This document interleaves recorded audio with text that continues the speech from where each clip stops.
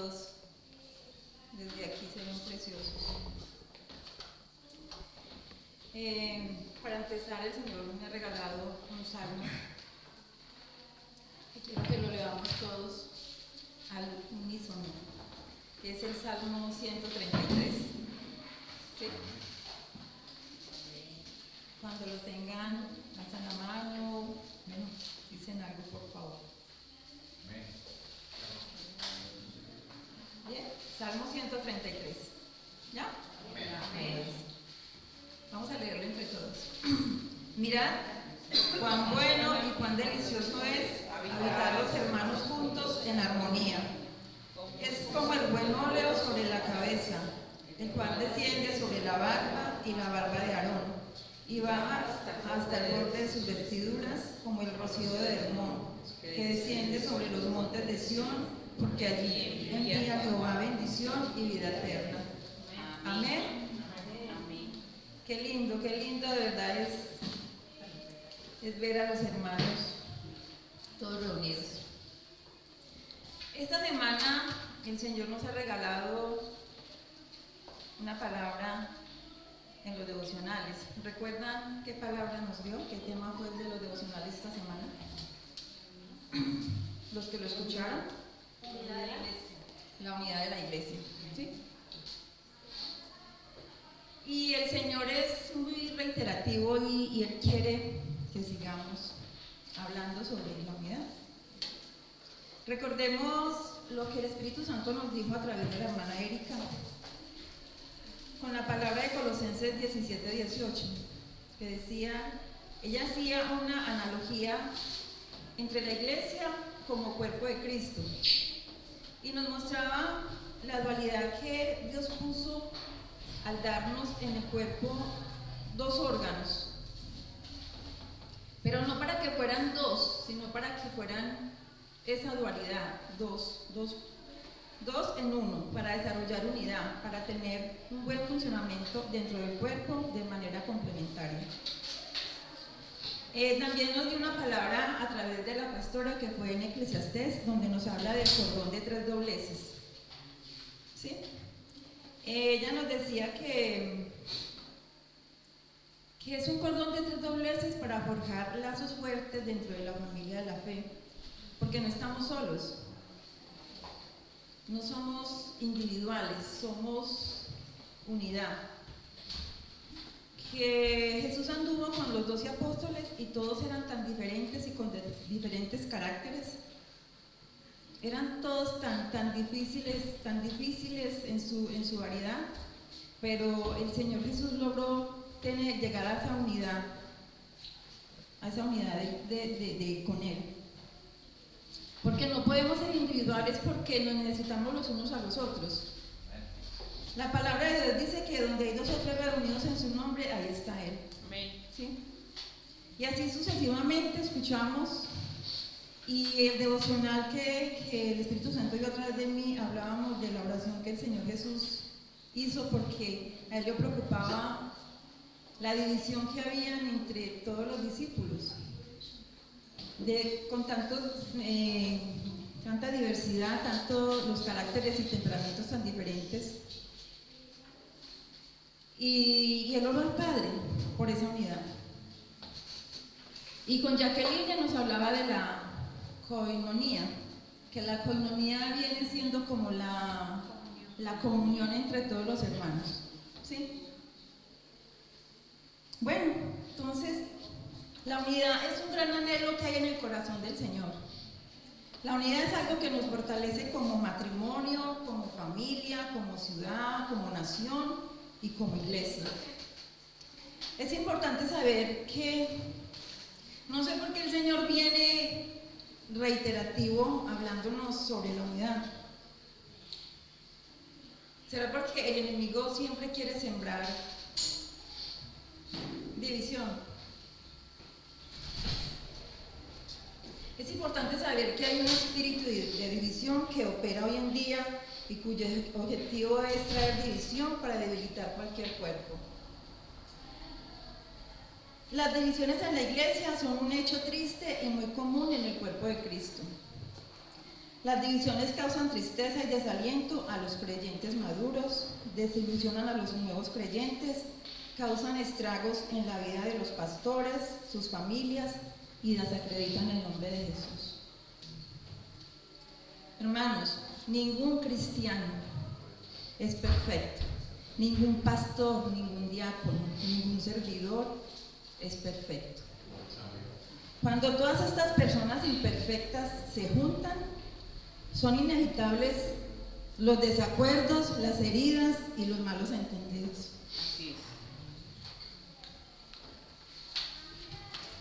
Es por eso que el Señor Jesús, antes de ascender a los cielos, oró por sus discípulos por la unidad. Es por eso que la iglesia, que es el cuerpo de Cristo, debía hacer la voluntad de la cabeza, que es Cristo. Vamos a la palabra de Dios. Vamos al Evangelio de San Juan, capítulo 17.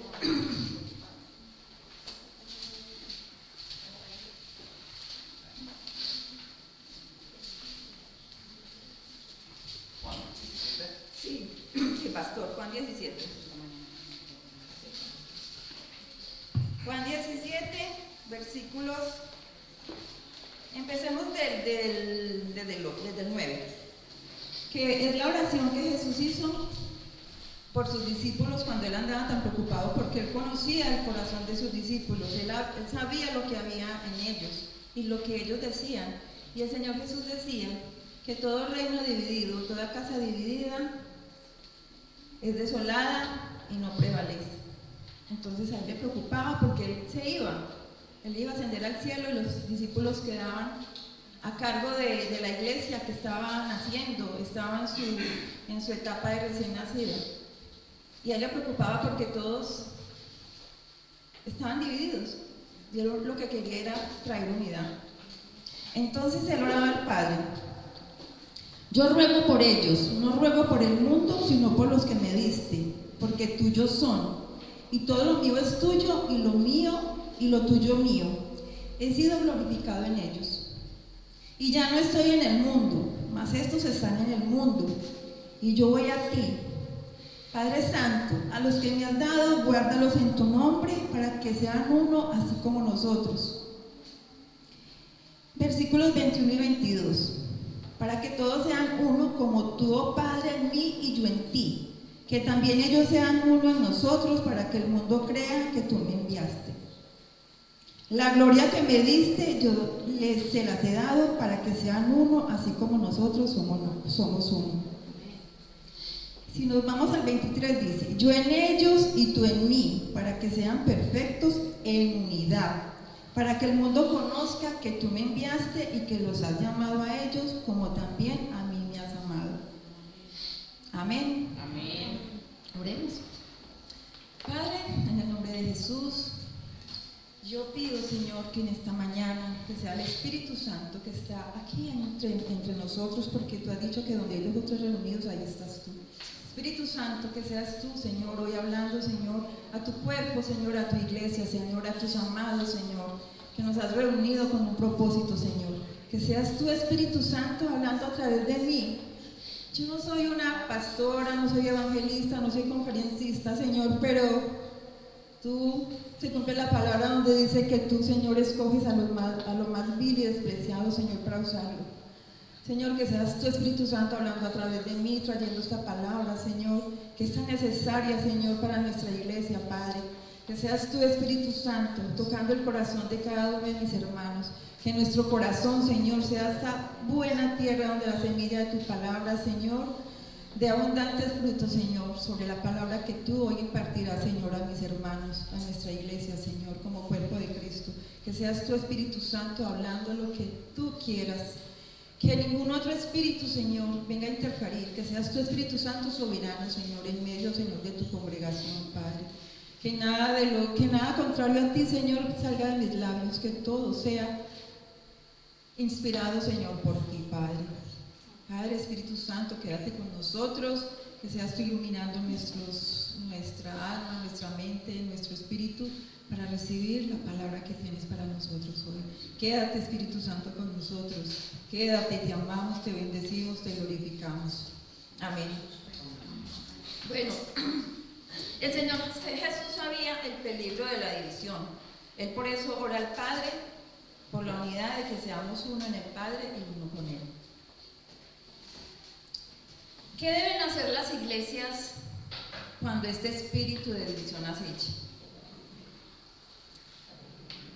¿Cómo mantener la unidad? La unidad significa dar importancia a lo que nos une, en lugar de dar importancia a las cosas que nos dividen. Recordemos que división significa dos visiones. Tener dos visiones es tener división. Bueno, hay 5 claves para mantener la unidad. ¿Sí? Vamos a la palabra de Dios que está en Efesios 4.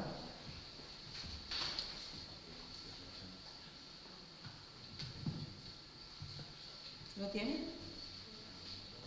Dice, la unidad del Espíritu.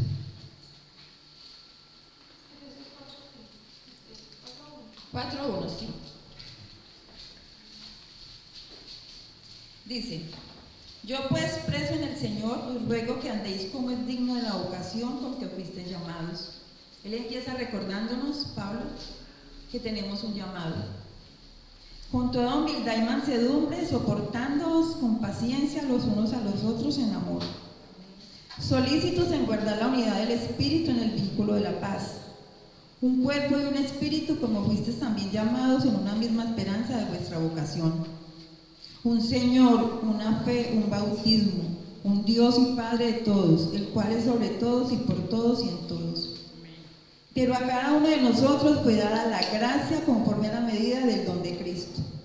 Por lo cual dice: subiendo a lo alto, llevó cautiva la cautividad y dio dones a los hombres. Y eso de que subió, ¿qué es? Sino que también había descendido primero a las partes más bajas de la tierra. El que descendió es el mismo que también subió por encima de todos los cielos para llenarlo todo. Y él mismo constituyó a unos apóstoles, a otros profetas, a otros evangelistas, a otros pastores y maestros, a fin de perfeccionar a los santos para la obra del ministerio, para la edificación del cuerpo de Cristo. El primer punto es ser tolerantes. Como dice Efesios 4:2, con toda humildad y mansedumbre, soportándonos con paciencia los unos a los otros en amor. ¿Por qué nos dirá que soportándonos los unos a los otros? Porque no nos aguantamos. No nos aguantamos, ¿cierto? No es nada nuevo que se nos dificulte estar juntos. Vemos esta situación en las parejas. Ustedes, los que son casados y tienen sus esposas, saben que a veces no se soportan tampoco, ¿cierto? El problema resulta más importante a veces en tener la razón o estar satisfechos, más que la relación con la otra persona. Hay un ejemplo cuando juegas a la cuerda. Hay una persona jalando a cada lado y quien gana es el que estira más fuerte. Bueno, en las relaciones ocurre lo mismo. En realidad, la diferencia aquí es que al final los dos pierden. De tanto jalar y tirar la cuerda, ninguno gana, los dos salen perdiendo. No hay nada más importante que el amarnos los unos a los otros. En una relación correcta, las dos partes tienen que estar del mismo lado de la cuerda, luchando. Y del otro lado está la diferencia, está el problema, está la prueba que tienen, para que entre los dos, de un solo lado, tiren y llegue la victoria. Jalar juntos dice que vence el problema. Bueno, la segunda es tomar nuestras responsabilidades como iglesia. Efesios 4:11-12 dice: y él mismo constituyó a unos apóstoles, a otros profetas, a otros evangelistas, a otros pastores y maestros. Dios ha levantado gente, a personas entre nosotros, en nuestra iglesia, para cumplir el papel de responsable espiritual delante de la congregación. O sea, Él levanta a estas personas, a pastores, evangelistas y bueno, todos estos ministerios para hacerlos responsables de la parte espiritual de la congregación. Dios no ha puesto a pastores y líderes delante del ministerio, pero no para que hagan toda la labor en una iglesia. La responsabilidad de la iglesia es de todos, no es solamente de los pastores como esos padres espirituales, sino que la responsabilidad es de todo el cuerpo de Cristo. Dios puso a los líderes para perfeccionar a los santos. ¿Quiénes son los santos? Todos. Sí, levanten la mano los que son santos. Los que no levantaron la mano, les recuerdo que es santidad. Ser santo es ser apartado para Dios. El Señor lo ha apartado para la obra. Tú no vives a la manera del mundo, tú vives como Dios quiere. Amén. Tal vez pudieras hacer lo que tú quisieras en este momento, pero no es así. ¿Cuántos quisieran estar en este momento en otra parte, en otro lugar? De pronto, bueno, quizá hoy domingo durmiendo un poco más, o estar tirado en el sofá viendo la tele, relajados, pero estamos aquí. ¿Por qué estamos aquí? Mira, nosotros no estamos aquí en el mundo por nuestra madre, no estamos por nuestro propio gusto. El Señor nos eligió, el Señor nos apartó y estamos aquí por eso. No estamos aquí por casualidad. Él nos eligió desde antes de la creación. Él nos apartó desde antes de nuestro nacimiento. No estamos aquí por casualidad. Estamos aquí para ser parte del cuerpo de Cristo. Tú vives lo que te conduce en la voluntad de Dios, sabiendo que dentro de su voluntad está el ser miembro de este cuerpo. No son los líderes espirituales los únicos responsables de hacer la obra de Dios. Somos todos como cuerpo de Cristo. Hay un tercer punto que dice: no dejarse llevar por las emociones. Efesios 4:14.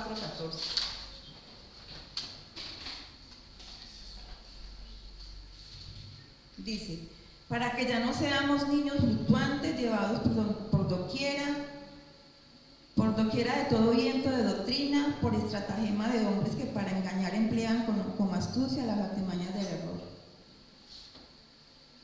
Mantenernos unidos nos guarda de todo lo que hay alrededor. Mantenernos unidos nos protege. Mantenernos unidos nos da poder. Es importante permanecer donde Dios te puso, para no andar como niños fluctuantes. Una de las mayores razones por las que las personas se cambian de iglesia es por las relaciones. Un hermano tiene un roce con otro hermano y lo primero que dice es: no vuelvo a la iglesia, me voy. ¿Por qué? Por no encontrarse con el hermano. Y esto es inmadurez. Cuando tú te vas por roces con otra persona, estás agrietando la obra de Dios. Porque significa que te importa más ganar la pelea que permanecer unido como parte del cuerpo de Cristo. Entonces, no dejarnos llevar de las emociones. Cuarto, confiar en nuestras autoridades.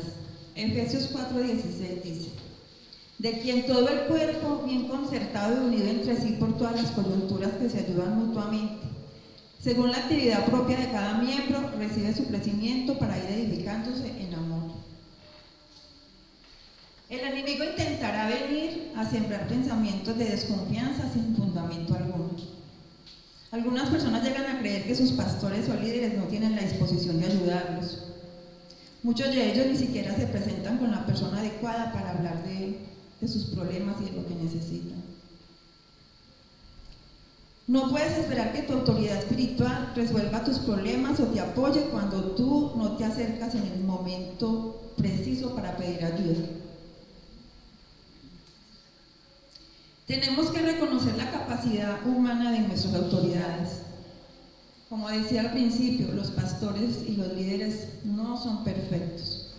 Son personas humanas, comunes y corrientes, que cuando se suben aquí al púlpito dejan esa humanidad, y es el Espíritu Santo y es el Señor el que obra a través de ellos para impartirnos al cuerpo de Cristo su palabra, sus enseñanzas, su guía, su consejo. Pero cuando se bajan del púlpito, los pastores siguen siendo esas personas humanas, siguen siendo esas personas que tienen también sus luchas, sus pruebas.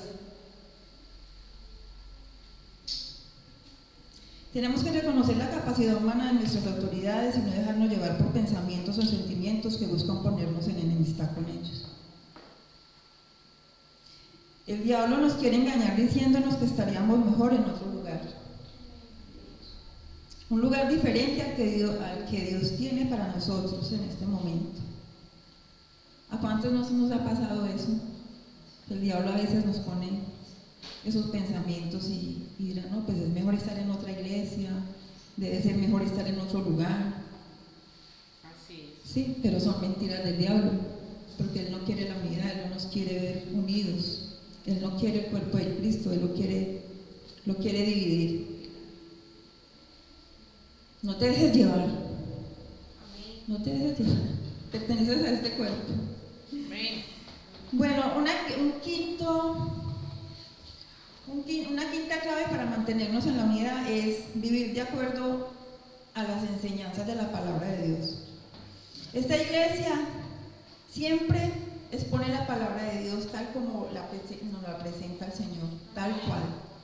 Yo siempre le he dicho a la gente cuando me dicen: ¿y es que ustedes adoran a los pastores o qué? O sea, yo le digo: no es que nosotros adoremos a los pastores son la autoridad, pero la autoridad es Dios y la autoridad de nosotros está en la palabra de Dios. Si yo veo que mi pastor o mi pastora o mi profeta o los líderes van a predicarse en la palabra de Dios, ahí sí, me muevo, me movería al piso, porque ya no están hablando a través de la palabra de Dios, sino que están hablando a través de su humanidad. ¿Sí? Entonces, En la Biblia hay temas muy claros con respecto a todo lo que tenemos que hacer y cómo debemos de actuar. Dios nos puso en el lugar, en este lugar, y no es ninguna coincidencia. Pero, hermanos, si en algo no estás de acuerdo, decide qué es lo más importante. Tu decisión de irte o la visión de Cristo. Amén. Esas son las 5 claves que tenemos para estar en unidad. Como dice la palabra de Dios en Efesios, la unidad del Espíritu, ¿sí?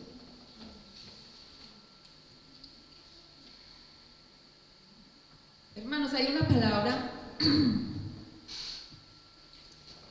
que viene ligada a la unidad. Es una palabra que es poderosa. Es una palabra que está en Hechos, está en el libro de los Hechos y es muy reiterativa. Es una palabra que está en el libro de los Hechos y de pronto está en Romanos una que otra vez, pero esta palabra se repite mucho en el libro de los Hechos y los invito a que estudien el libro de los Hechos porque es el estudio, la historia de la iglesia primitiva, cómo nació la iglesia y todos los problemas y todas las cosas que tuvieron que hacer para poder conformar la iglesia como tal. Y esta palabra está en Hechos 2, libro de los Hechos 2, capítulo 2, versículos del 1 al 2. Sí, Hechos 2. Hechos de los Apóstoles, capítulo 2, versículos del 1 al 2. ¿Lo tienen? ¿Qué dicen? Cuando llegó el día de Pentecostés, estaban todos unánimes y juntos. Y aquí el Señor nos está hablando de la unanimidad. Dice la palabra que los discípulos estaban todos unánimes y juntos.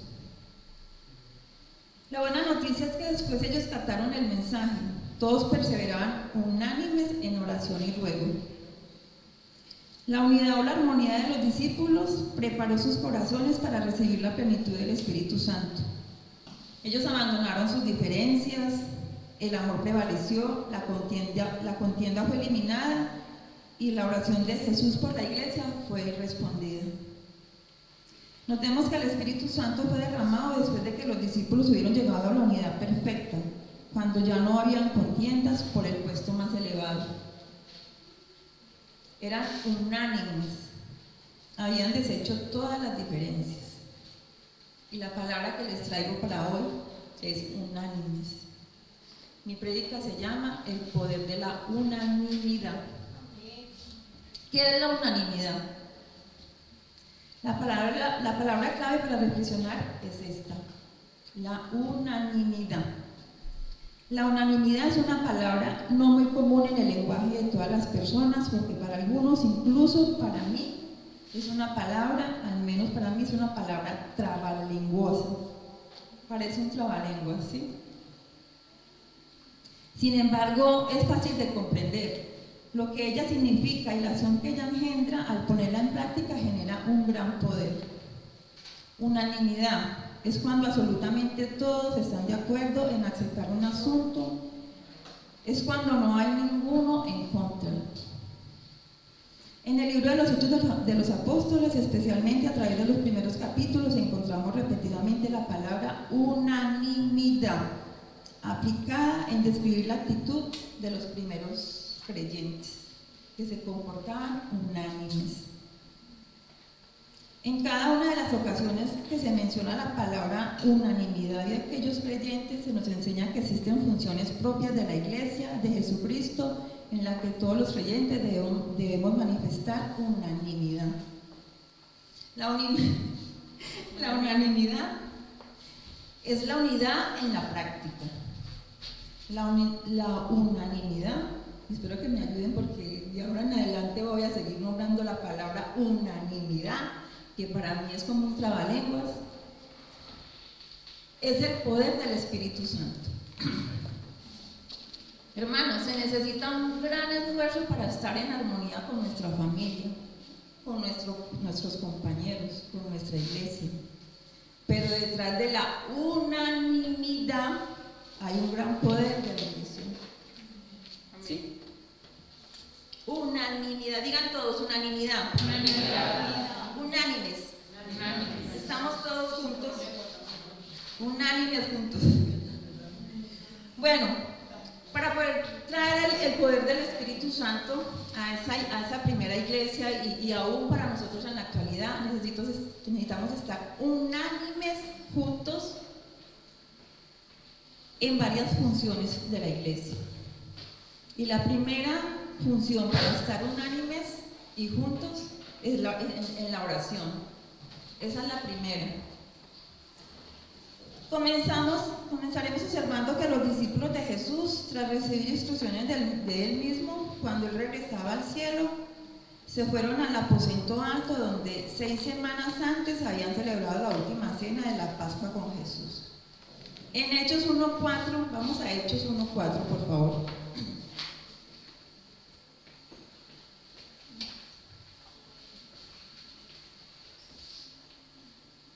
¿Qué dice Hechos 1:4, Jenny? Y estando juntos les mandó que no se fueran de Jerusalén, sino que esperasen la promesa del Padre, la cual les dijo: oísteis de mí. ¿Sigo?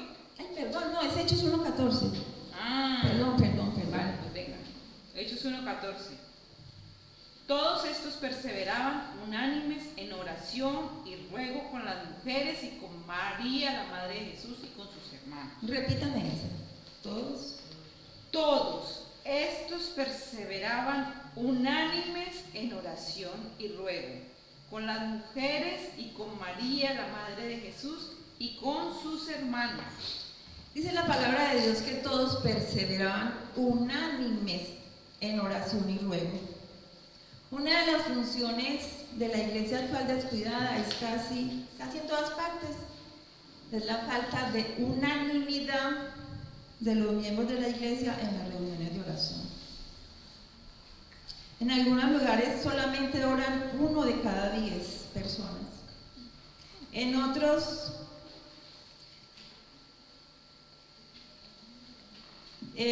partes, de los 50 miembros, solamente 5 se reúnen para la oración.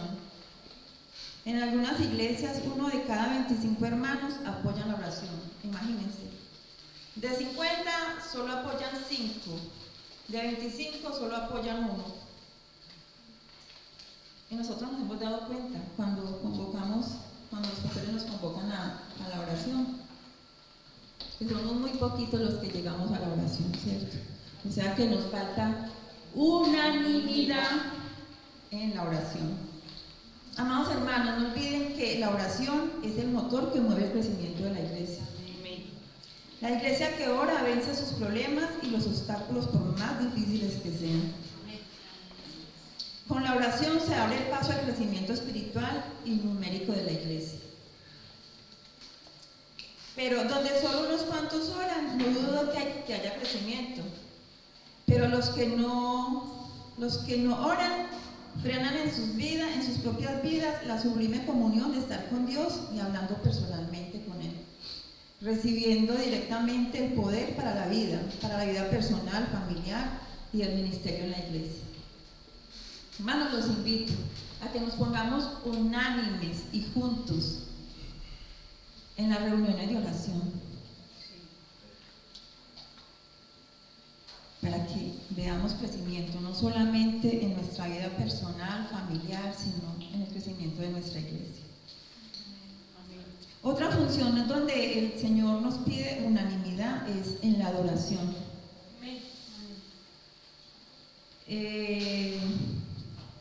Luisa, léame por favor Hechos 2:4. Y fueron todos llenos del Espíritu Santo y comenzaron a hablar en otras lenguas según el Espíritu les daba que hablasen. ¿Les da? Que hablasen. Bueno, amén. Después de la venida del Espíritu Santo en el día de Pentecostés, el apóstol Pedro, después de haber predicado a Jesucristo, tuvo el privilegio de ver arrepentidos en una primera ocasión a 3,000 personas al mismo tiempo. De estas 3.000 personas convertidas al Evangelio de Jesucristo, dice que perseveraban unánimes cada día. Otra vez la palabra clave es unánimes. ¿Pero para qué? ¿Para qué se reunían y para qué eran unánimes? La razón fundamental por lo que los israelitas o judíos iban a la casa de Dios o al templo era para adorar. Esa era la primera función, para adorar. Desde el principio de la iglesia, esta fue la función especial y esencial. La iglesia existe primeramente para adorar y luego para ir a ser discípulos. Por eso ustedes ven como en cada servicio y en cada culto lo primero es la adoración, ¿cierto?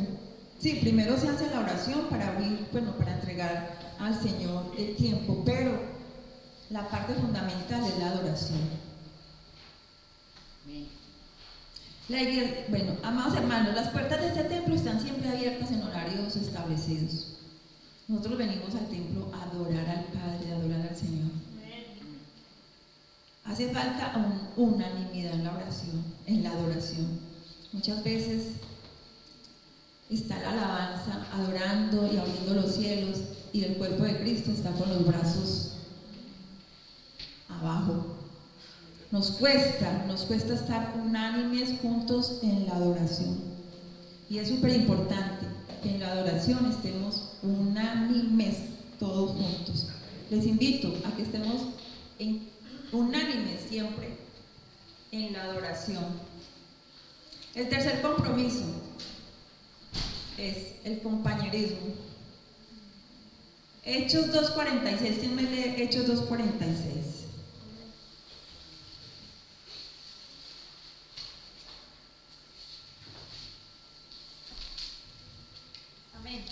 ¿Sí? Tengo una versión. Adoraban juntos en el templo cada día, se reunían en casas para la cena del Señor y compartían sus comidas con gran gozo y generosidad. Comían juntos con alegría y sencillez de corazón, dice mi versión. Y Hechos 4:32 dice: y la multitud de los que habían creído eran de un corazón y un alma. Y ninguno decía hacer suyo propio nada de lo que poseía, sino que tenían todas las cosas en común.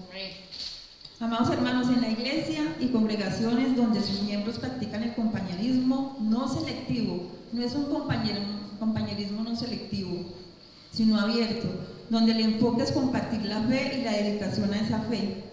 Los hermanos se vuelven más serviciales entre ellos mismos, más dispuestos a servir en unidad y unanimidad a Dios, a su iglesia y al perdido. Ese problema no lo tenemos aquí porque nosotros siempre la iglesia se ha diferenciado por eso, por siempre compartir, por siempre celebrar. Celebramos los cumpleaños, celebramos las fechas especiales y siempre lo hacemos todos reunidos con amor. Y sin ese compañerismo selectivo, no, abiertos a todos.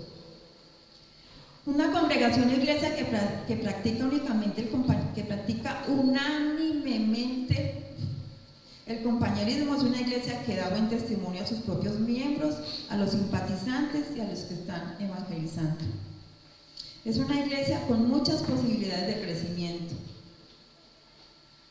Otra función para que haya unidad en el cuerpo de Cristo es la proclamación. Vamos al libro de Hechos 5, 12 y 14. ¿Quién me ayuda con este? ¿Sí? 5, 12, 14. 5, sí. Y por la mano de los apóstoles se hacían muchas señales y prodigios en el pueblo, y estaban todos unánimes en el pórtico de Salomón. De los demás ninguno se atrevía a juntarse con ellos, mas el pueblo les alababa grandemente. Y los que creían en el Señor aumentaban más, gran número así de hombres como de mujeres. Amén. Y estaban todos unánimes en el pórtico de Salomón. ¿Y cuál era el pórtico de Salomón? La iglesia, el templo. Los que creían en el Señor aumentaban más en gran número de hombres y mujeres. los que creían en el Señor estaban en ese lugar, el pórtico de Salomón, unánimes. Pero ¿qué hacían unánimes en el pórtico de Salomón? Para que, ¿por qué los demás, o sea, por qué aumentaban? ¿Por qué iban aumentando cuando estaban en el pórtico de Salomón? Porque se hacían muchas señales y prodigios, ¿no? La sobrenaturalidad de Dios.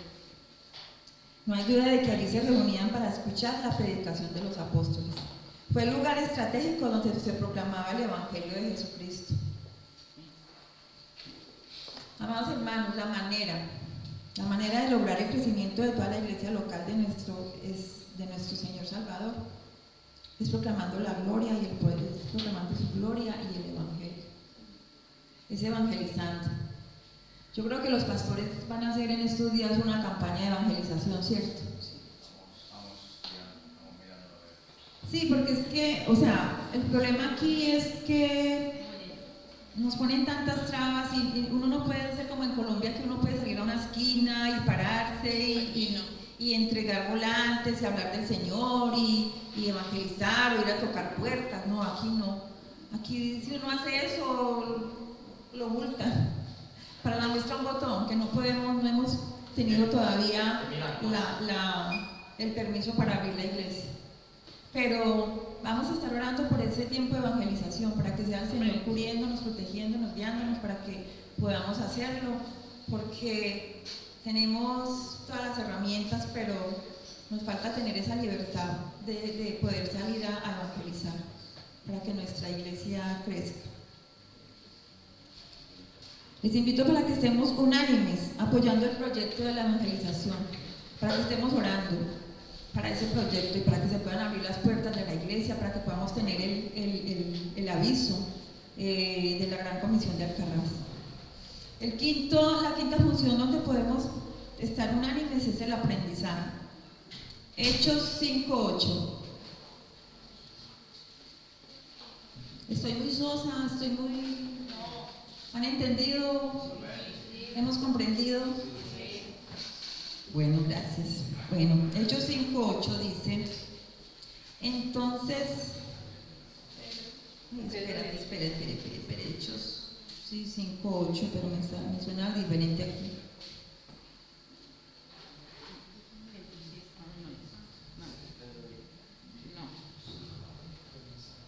No, me equivoqué, pero es donde expulsan a Felipe. Y lo que tiene que hacer Felipe es ir a otras partes y seguir enseñando y predicando la palabra del Señor. Dice que la gente unánime escuchaba atentamente las cosas que decía Felipe, oyendo y viendo las señales que hacía. Algo interesante aquí es que la gente que unánime escuchaba, aunque todavía no era creyente, demostró un gran interés por aprender las verdades de Dios que Felipe les enseñaba. Eso nos enseña que los creyentes desde el primer momento de su fe deben demostrar unanimidad por el aprendizaje del Evangelio para poder crecer, para poder creer y compartir a los demás. Hechos 8:35. Gracias, pastora, ¿me lo lees por favor?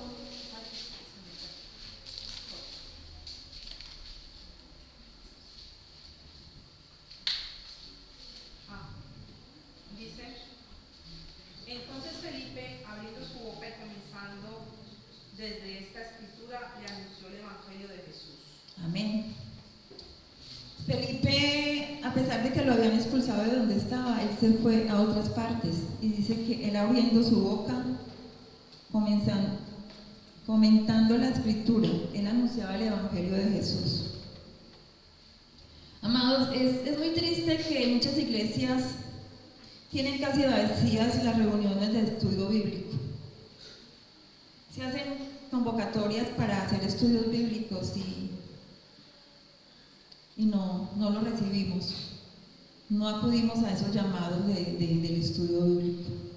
Es triste cómo los hermanos se preparan, los pastores se preparan y los líderes preparando un estudio bíblico para impartirlo a la congregación y se hace una convocatoria, bien sea presencial o vía online, y no lo recibimos.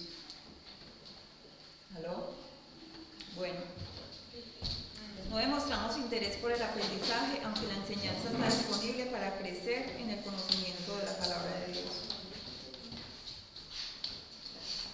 Les invito nuevamente a la unanimidad en el aprendizaje. Siempre hay que aprender algo para el servicio de Dios. Qué bonito sería que toda la iglesia se reuniera para aprovechar los estudios que la congregación ofrece para cada uno de nosotros. Dice la palabra que si nos preparamos más, estaremos desempeñando de manera más eficaz y efectiva el ministerio que Dios nos ha puesto para edificar y extender el reino de Dios. Bueno, y aquí viene un punto muy importante, y es, yo les había pedido a los pastores que si algún día me dejaban dar una prédica para hablarles sobre el servicio. La pastora, cuando supo que yo venía a quedarme por una semanita, me dijo, bueno, para que prediques sobre la prédica que tienes. Cuando empecé a organizar mi prédica para hablarles del servicio, el Señor me inquietaba y me decía, pero primero tienes que seguir hablando de unidad y de unanimidad, para que todos puedan entender lo que es el servicio. En Mateo 20:28, quiero que lo leamos.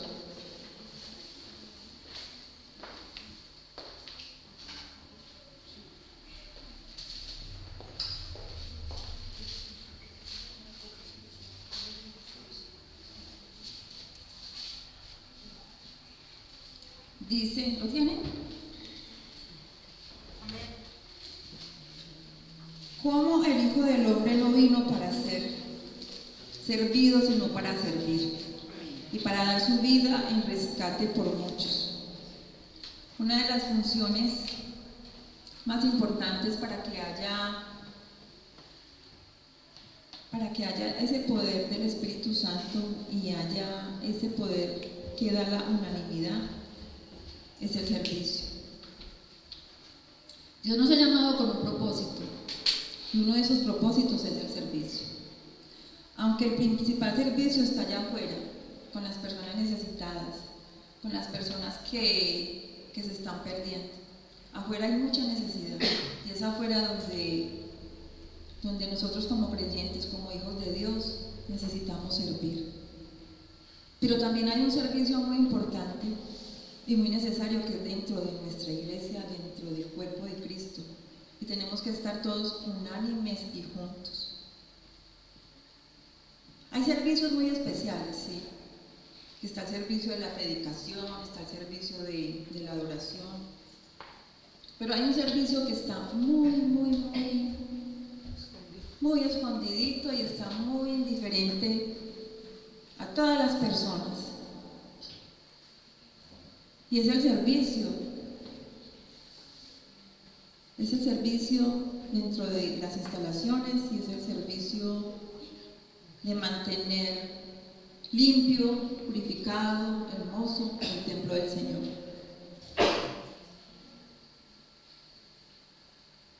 Hermanos, Dios nos ha dado unos regalos tan lindos, y uno de esos regalos es nuestra iglesia.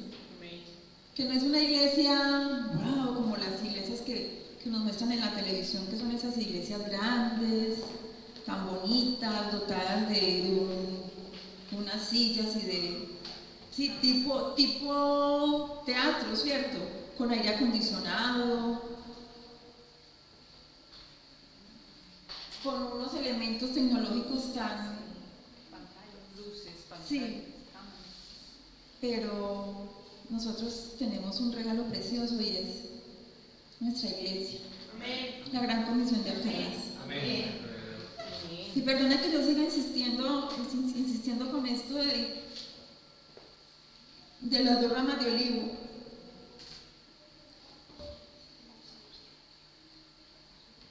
Yo no me imagino mi vida sola en este país, sin una iglesia donde poder llegar, donde poder congregarnos, donde poder encontrar una familia como la que tenemos. No sé qué está pasando con esas 2 ramas de olivo, pero en mi corazón hay una carga enorme, Porque así como el cuerpo tiene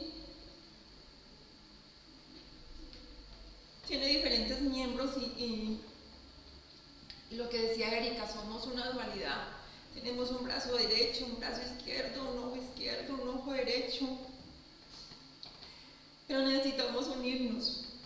No nos podemos dividir porque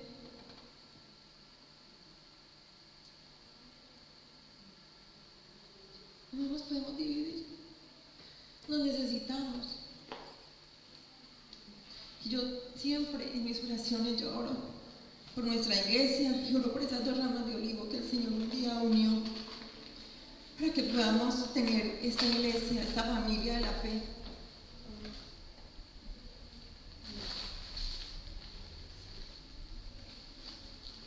No sé qué está pasando. Puede ser que el Señor nos está previniendo de algo para que no hayan divisiones y podamos seguir unánimes, juntos. Estos 3 meses que estuve fuera de aquí, fuera de ustedes, allá donde estoy no hay iglesias cristianas. No hay iglesias cristianas. Hubo un día que estaba muy triste. Y sí, la pastora me dijo, lo importante es la intimidad, lo importante es, no te sientas mal, lo importante es la intimidad. Es ese encuentro con el Señor Jesús a diario. Pero hermanos, eso tampoco, o sea, sí, pero nos necesitamos como iglesia, como cuerpo de Cristo. Necesitamos estar unidos, unánimes, juntos. Me hacen tanta falta. Y me confieso porque les voy a decir, un día me fui para la iglesia católica. Desesperada, yo dije, no, me voy a la iglesia. Yo no creo que yo sea infiel a mi iglesia. Fui, pero no fue lo mismo. Me sentí tan diferente. Sentí que no pertenecía a la iglesia católica. Sentí que es un ritualismo. El sacerdote cogió una hojita de las que entregan, ni siquiera cogió la Biblia. Cogió y todo el tiempo de la misa estuvo leyendo la hojita, no abrió la Biblia para nada. Y el Evangelio lo leyó una persona. Yo siempre he visto, cuando yo era católica, yo veía que le daban mucha importancia a la hora del Evangelio, a la lectura del Evangelio, y lo hacía el padre, el sacerdote. Y en esta iglesia, que se llama la Iglesia del Espíritu Santo, el padre no subió al púlpito a predicar el Evangelio, lo predicó un servidor. Me sentí tan diferente, me sentí infiel, me sentí. Hermanos, yo les ruego que oremos por nuestra iglesia, oremos por este cuerpo de Cristo, que es pequeño, pero no nos dividamos. Dobleguemos ese orgullo, ese ego que a veces nos asalta y nos hace tener pensamientos contrarios a la unidad, al amor, a la comprensión. Dios nos llamó para que nos amáramos los unos a los otros, para que estuviéramos en unidad.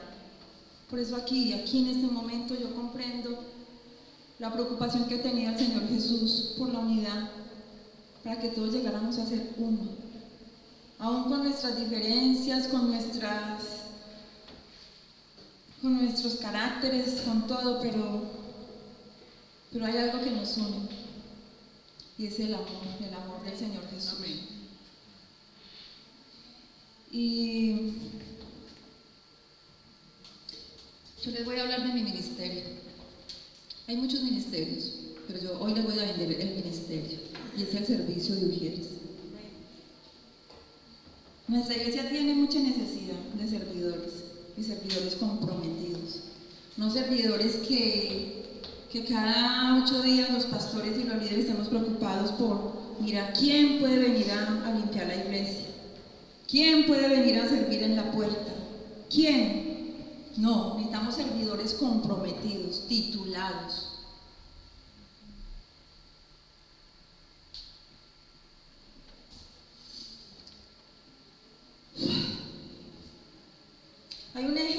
hermoso en la Biblia, que no se los voy a leer porque es muy largo, y es un personaje que está en Segunda de Samuel y también lo nombran en el libro de las Crónicas, Segunda de Crónicas, y se llama Obed-Edom. ¿Conocen? ¿Han escuchado a Obed-Edom? Bueno, Obed-Edom fue un ujier, aunque la Biblia no menciona la palabra ujier. En la Biblia no hallamos la palabra ujier, sin embargo, quienes cumplían las funciones de guardar las puertas del templo eran los levitas, custodios de las puertas. Como les digo, el más conocido es Obed-Edom junto con su familia.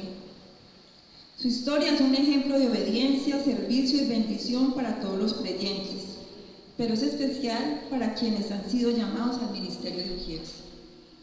Obed-Edom, por disposición del rey David, recibió un encargo, y era guardar en su casa el cofre del arca del pacto de Jehová.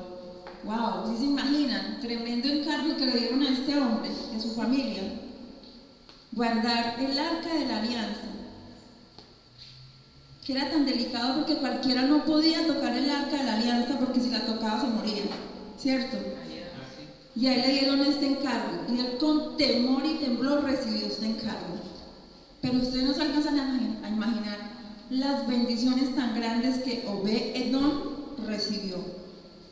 Y dice la palabra de Dios que esa bendición se extendió por 2 siglos más con sus generaciones. Amén. Estuvo 3 meses el arca de la alianza en la casa de Obed-Edom. Hubo cantidad de enfermedades, de epidemias, de cosas, y a él nunca le alcanzó ni a su familia estas epidemias. Después de que el rey David ya reclamó, hizo el reclamo del arca de la alianza, el rey David lo escogió para custodiar las puertas del templo. Resulta que las puertas del templo son importantísimas. Importantísimas porque por las puertas puede entrar cualquiera. Y el ujier lo nombró ujier y le dio la puerta principal. Había muchas puertas, pero hubo un grupo grande, numeroso para servir de ujieres y de levitas, pero a él le dio la puerta principal. Y dice el rey David lo escogió para custodiar las puertas del templo. Y dice que en 15 veces en la Biblia se menciona el nombre de Obed-Edom, porque fue un personaje que recibió mucha bendición por eso. Hermanos, es que es tan importante guardar las puertas del templo, porque por las puertas se da acceso al rey. Y lo mismo sucedía aquí en la iglesia. La persona que está en la puerta está dando acceso a la presencia del Padre. ¿Sí? Y tiene que ser una persona comprometida y que se mantenga en santidad. Y lo mismo, no solamente custodiaban las puertas, sino que también estaban pendientes de todos los utensilios sagrados del templo, de la limpieza del templo. Con temor y temblor estaban ellos allí sirviendo de ujieres. Fue bendecido, dice que fue bendecido en el templo y Dios lo puso en las mejores posiciones, pero dentro de la iglesia, pero afuera Dios lo bendijo grandemente y lo ponía en las mejores posiciones laborales. Les invito, amados hermanos, hoy cuando abrí la puerta esta mañana, entró un angelito y me dijo, lo primero que me dijo, uy, ¿cómo es esto de ser ujier? Yo estoy pensando y digo, bueno, ahorita que Grace volvió otra vez y que hemos tenido tantas fallas, o sea, con esto del servicio de ujieres, ¿cómo es ser ujier? ¿Hay un discipulado para ser ujier? Y yo dije, wow. hay un discipulado para ser ujier. Pastores, si me permiten, poder organizar un discipulado para ser ujieres y enseñarles a cada uno cómo ser ujier, para que reciban esas bendiciones. Sí, el servicio en la iglesia trae muchas bendiciones, demasiadas bendiciones, pero el ser ujier, el ser levita, el ser los custodios de las puertas del templo, estar a cargo de todos los utensilios y de todo lo que se maneja en el templo, trae grandes bendiciones. Y yo quiero compartir esa bendición con ustedes. Estar unánimes juntos y que seamos un equipo sólido, un equipo comprometido, un equipo donde ya los pastores no tengan que preocuparse en cada semana a quién vamos a poner en la puerta, a quién va a hacer el aseo, quién va a estar atento de las instalaciones del templo. Y quiero aprovechar en esta mañana para darle gracias a todos los que me han ¿cómo se dice? Que me han cubierto y que han hecho mi tarea en las puertas, y a todos quiero darles un aplauso y agradecerles de corazón por mantener el templo bonito, por estarlo limpiando, por estar pendiente de sacar las basuras, por estar pendiente de limpiar el polvo de los baños, por estar atentos de las puertas, por estar atentos de traer el agüita a la persona que está aquí dando la palabra. Muchas gracias, de verdad, muchas gracias por ese servicio que nos dan. Un aplauso para cada uno que haya cogido la escoba, el limpión, le haya lavado los baños. Muchas gracias. Yo sé que, como dice la palabra de Dios, que recompensa si sea un vaso de agua que se le dé a una persona.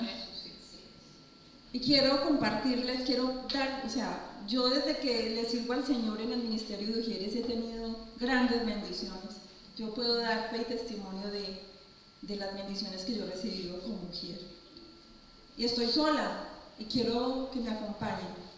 Quiero que hagamos un discipulado de Ujieres para que nos demos cuenta de esa perla preciosa que hay allí. Es una bendición servir al Señor desde nuestra humildad. Es un privilegio poder servirle al Señor. Amén. Hermanos, concluyendo, creo que me extendí mucho. Hoy más que nunca necesitamos entender que Dios nos ha llamado a estar en unidad como iglesia, en un cuerpo de Cristo. La influencia que la sociedad tiene sobre nosotros es muy seductora. Y la idea del individualismo ha ido entrando en nuestra cultura. Que esa idea del individualismo no penetre en nuestra iglesia, no penetre en nuestro cuerpo de Cristo. Tenemos una cabeza y esa cabeza solo es el Señor Jesús. Amén. Las redes sociales son muy fuertes pero carecen de unidad. Los cristianos no fuimos a llamar a pensar como cada uno quiere, sino que fuimos llamados a pensar como Cristo piensa. Tenemos un modelo perfecto a imitar. Cuando seguimos a Jesús, formamos parte de su cuerpo. Aunque cada cristiano fue llamado para una actividad específica en este cuerpo, Dios no está de acuerdo con la individualidad. Dios es el Dios de la unidad. El diablo siempre ha querido y ha usado la misma estrategia contra la iglesia de Cristo: dividir y aislar. Mientras permanezca fuera de la iglesia, estás vulnerable, estás propenso a los ataques del enemigo y a ser destruido. Todos tenemos maneras diferentes de pensar, diferentes gustos y preferencias. Y el enemigo aprovecha eso para sembrar pensamientos de división. No puede haber unidad si cada uno le da prioridad a su propio pensamiento. Aquí en la iglesia, como cuerpo de Cristo, es importante entender que lo más importante no es lo que yo pienso, sino lo que piensa Cristo. Nadie más es cabeza sino Cristo. La palabra división lo dice claramente, división, 2 visiones. No puede haber 2 visiones ni 3, solo una. Cuando avanzamos en la misma dirección, llegamos a un propósito. No hay nada que el hombre, hermanos, escuchen bien, no hay nada que el hombre pueda hacer que haga un cambio profundo a la sociedad. El único que podía hacer eso es Jesucristo. Tú y yo conocimos a Jesús y Él nos llamó a darlo y a conocerlo a los demás, a esta generación. El hecho de que seamos cristianos no significa que seamos perfectos, sino que hemos sido sanados y hemos sido perdonados. Llamados a ser humildes y mansos, amarnos los unos a los otros, en el amor del Espíritu Santo, guardando la unidad del Espíritu Santo, con el vínculo de la paz. Somos un solo cuerpo y un solo espíritu, un solo Señor, un solo bautismo, un solo Dios Padre de todos, el cual es sobre todos y para todos y en todos, para edificarnos en la unidad del Espíritu Santo, para llegar a la unidad de Cristo. ¿Y eso cómo lo conseguimos, hermanos?